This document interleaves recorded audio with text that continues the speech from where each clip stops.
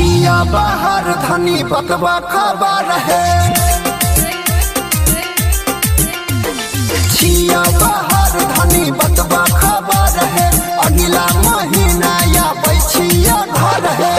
Phone पर कितना सुनो बिया के ना हम तोरा समझबिया। रोज मारे छमाई तोहार सुन ना हमर सैया हो। रोज मारे छमाई तोहार सुन ना हमर सैया हो।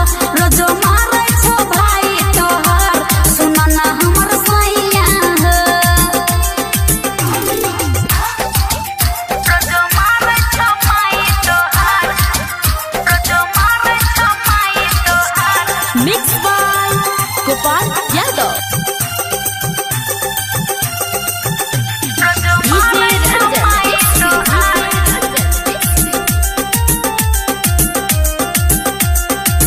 गबना को राके तू गइला राजा परदेश हो।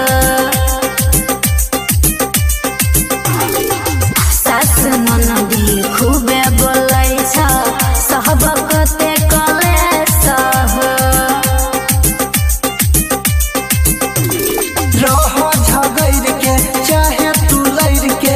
रह झगैर के चाहे तू लैर के। रोज मारे छमाई तोहार सुन ना हमर सैया हो।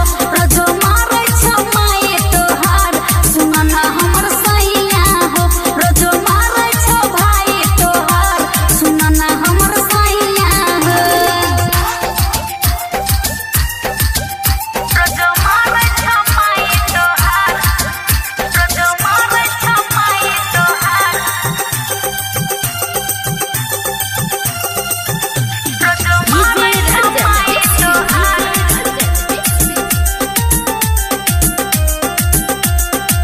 राइटर इरफान पर अभिनय यादव देवरा खूबे जुझै छ हो।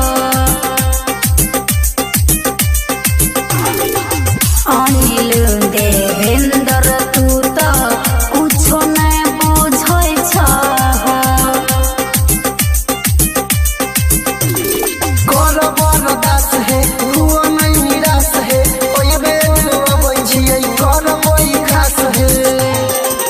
रोज मारे छमाई तोहार सुन ना हमर सैया हो। रोज मारे छमाई तोहार सुन ना हमर सैया हो। रोज मारे छ भाई तोहार सुन ना हमर सैया हो। समझाई दो बुढ़िया के बुझलो ने तो कपार फोड़ देबो। रोज मारे छमाई तोहार। DJ Ranjan DJ Ranjan.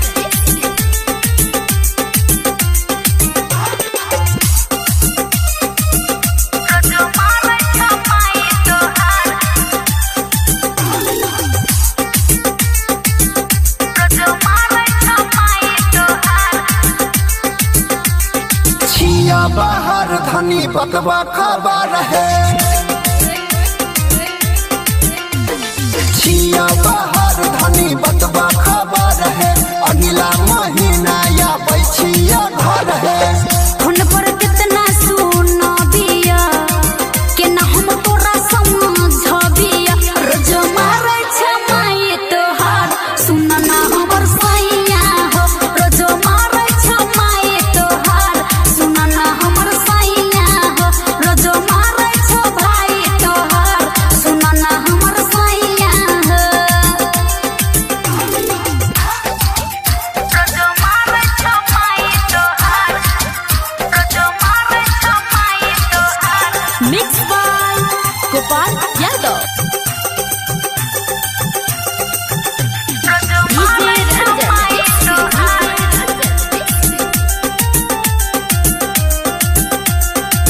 गबना को राके तू गइला राजा परदेश हो। सास ननदी खूबे बोलै छ सहबकते कलेश हो। रह झगैर के चाहे तू लैर के। रह